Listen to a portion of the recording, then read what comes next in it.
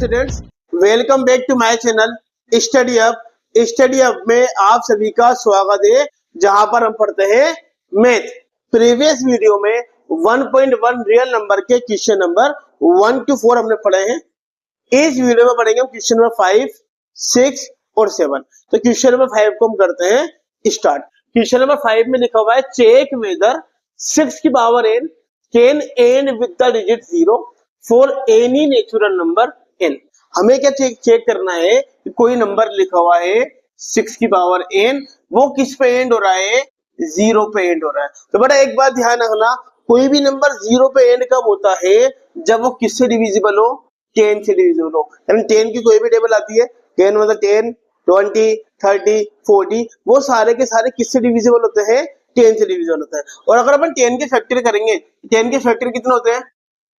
2 से जाएगा 5 टाइम और 5 से जाएगा 1 टाइम। यानी कि 10 के जो फैक्टर होते हैं वो कितने होते हैं? 2 into 5।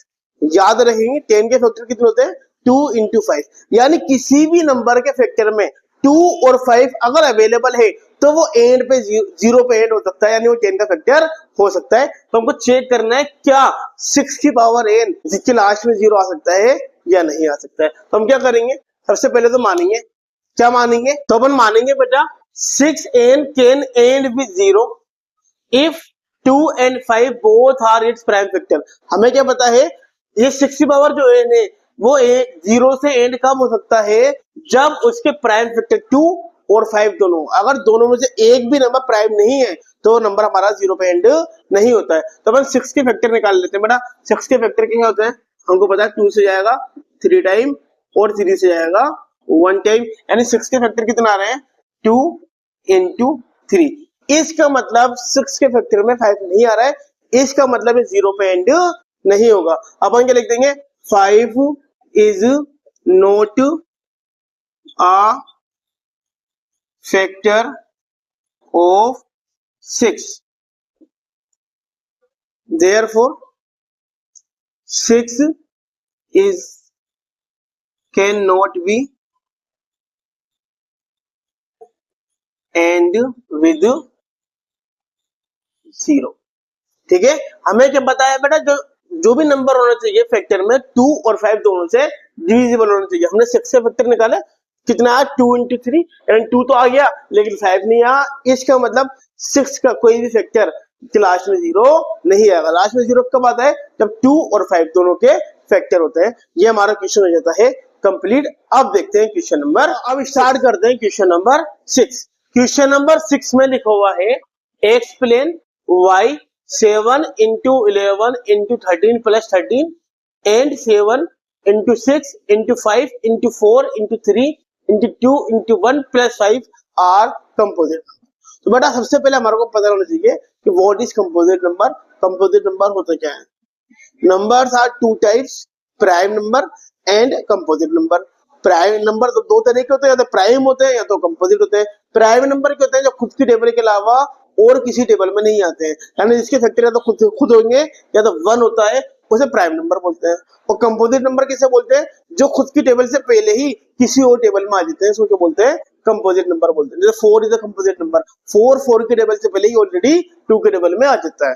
ठीक है, तो प्राइम नंबर के तो जो खुद की टेबल से पहले किसी टेबल में नहीं आते, और कंपोजिट नंबर के तो खुद की टेबल से पहले किसी और टेबल में आ जाते हैं। ठीक है, तो हमें क्या प्रूफ करना है? ये जो नंबर है और ये जो नंबर है ये खुद की टेबल से अलावा और 1 के टेबल के अलावा किसी और टेबल में भी आ जाते हैं। तो अपन करते हैं स्टार्ट। बट अपन मान लेते हैं लेट, अपन मान लेते हैं कि x की, इसको मान लेते हैं x equal to 7 into 11 into 13 plus 13 and इसको अपन मान लेते हैं y and y equal to 7 into 6 into 5 into 4 into 3 into 2 into 1 plus 5।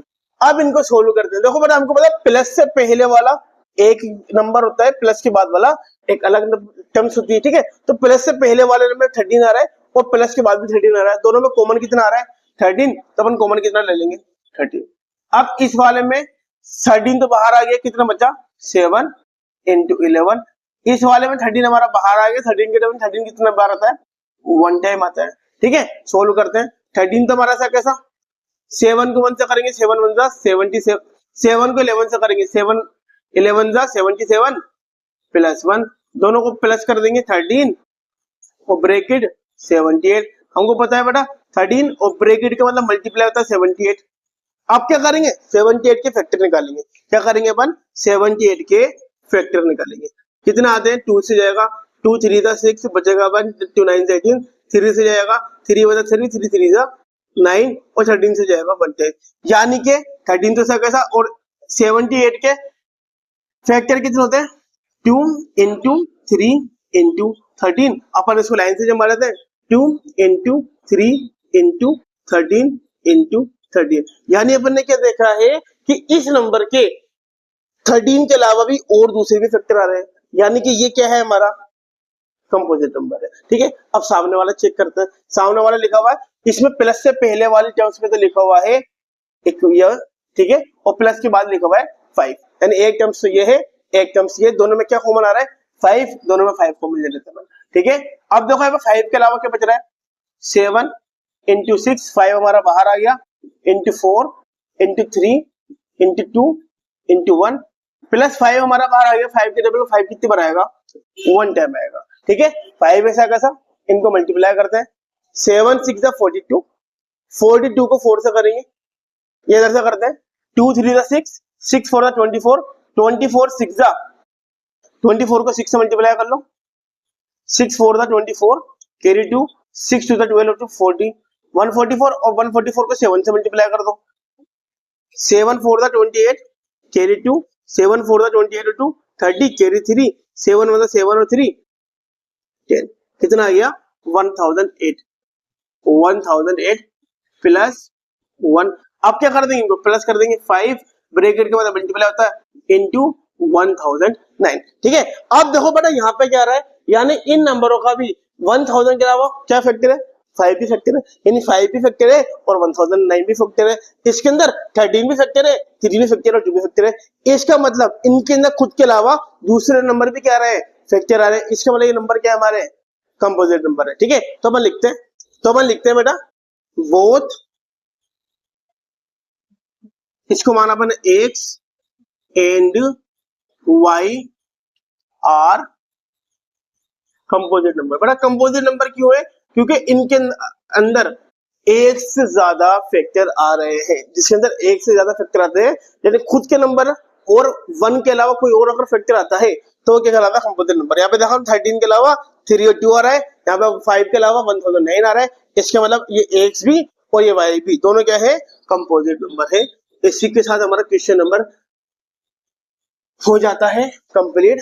अब हम देखते हैं क्वेश्चन नंबर 7। तो बेटा अपन स्टार्ट करते हैं question number 7। Question number 7 special question है। देखो इसमें क्या लिखा हुआ है, there is a circular path around a sport field. एक स्पोर्ट फील्ड में एक सर्कुलर पथ है। Sonia take 18 minute to drive 1 round of the path. Sonia को सर्कुलर पथ को चक्कर लगाने में कितना टाइम लगता है, 18 मिनट। वहीं पर while Ravi takes 12 minute for the same. और उसी चक्कर को पूरा करने में रवि को कितने मिनट लगते हैं, 12 मिनट लगते हैं। दोनों बच्चे सेम टाइम पे सेम जगह से सेम डायरेक्शन में चलते हैं। ठीक है, तो बताना है after how many minutes will they meet again at the starting point. तो बताओ कितनी देर के बाद, कितने मिनट के बाद दोनों स्टार्टिंग पॉइंट पे दोबारा मिलेंगे। क्वेश्चन देखो बेटा दोबारा, एक हमारा सर्कुलर पथ है, ठीक है, सर्कुलर पथ है। सपोज ये हमारा स्टार्टिंग पॉइंट है। अब इसको राउंड लगाना है। सपोज देन सोनिया इस राउंड को पूरा करने में कितना टाइम लगाती है, 18 मिनट। ठीक है, एक राउंड पूरा करने में कितने लगेगी सोनिया को, 18 मिनट। दूसरा राउंड पूरा करने में कितना लगेगा, 36 मिनट। ठीक है, वहीं रवि को बेटा इसको पूरा एक राउंड पूरा करने में कितना टाइम लगता है, 12 मिनट। दूसरा राउंड करने में कितना टाइम लगेगा उसको, अगेन 12 मिनट यानी 24। तीसरा चक्कर पूरा करने में उसको कितना लगेगा, 36 मिनट। ठीक है, तो यही बताना है कि बेटा सेम टाइम पर दोबारा से दोनों कितनी देर बाद मिलेंगे, कितनी देर बाद मिलेंगे, 36 मिनट में। ठीक है, तो बेटा इसको करेंगे कैसे, जब भी हमारे को इस टाइप का क्वेश्चन दे रखता है ना, कि जहाँ पे स्टार्टिंग पॉइंट हो, एक 12 मिनट दे रखा है, 18 मिनट दे रखा है, तब क्या निकालते हैं, दोनों का एलसीएम निकालते हैं। क्वेश्चन समझ में आ, हमारा आंसर कितना आएगा 36, लेकिन निकालते क्या है, हमें पता है सोनिया टेक क्या लिखते हैं, Sonia take times is equal to 18 minute. हमको पता है सोनिया कितना टाइम लगा रही है एक राउंड पूरा करने में, 18 मिनट।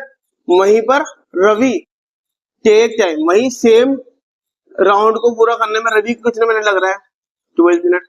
हमें क्या बताना है बेटा, दोनों स्टार्टिंग पॉइंट के बाद दोबारा कब मिलेंगे, स्टार्टिंग पॉइंट पर दोबारा कितनी देर बाद मिलेंगे, तो अपन क्या कर देंगे, दोनों के एलसीएम ले देंगे, एलसीएम ऑफ 18 एंड 12, ठीक है। 12 और 18 दोनों का अपन एलसीएम ले देंगे, खाली एलसीएम निकालना है, दोनों का साथ निकाल देंगे, हमको पता है, ठीक है। 2 से जाएगा, 2 6 12, 2 9 8, 2 से जाएगा, 2 3 6, और 2 के डबल में 9 नहीं आता, 9 की जगह 9 लिख देंगे। 3 से जाएगा, 3 1 3, 3 3 9, दोबारा 3 से जाएगा, 1 का 1 और 3 1 3। तो हमारे इसके फैक्टर कितना आ गया, 2 इंटू 2 इंटू 3 इंटू 3, इनको मल्टीप्लाई कर देंगे, 2 2 4, 4 3 12, 12 3 36, यानी कि दोनों वापस कितनी देर बाद मिलेंगे, 36 बाद, 36 मिनट के बाद। तो अपन लिख देंगे Sonia and Ravi meet again at starting point after 36। Ravi and Sonia starting point में कितनी देर बाद दोबारा मिलेंगे, 36 मिनट के बाद। आई होप आपको क्वेश्चन समझ में आया है। अगर क्वेश्चन समझ में आया है तो क्या करना है, इसकी प्रैक्टिस करनी है, हमारे चैनल स्टडी ऐप को सब्सक्राइब करना है। अब मिलते हैं नेक्स्ट वीडियो में नेक्स्ट चैप्टर एक्सरसाइज नंबर 1.2 के साथ। तब तक के लिए आप इसकी प्रैक्टिस करना। बाय।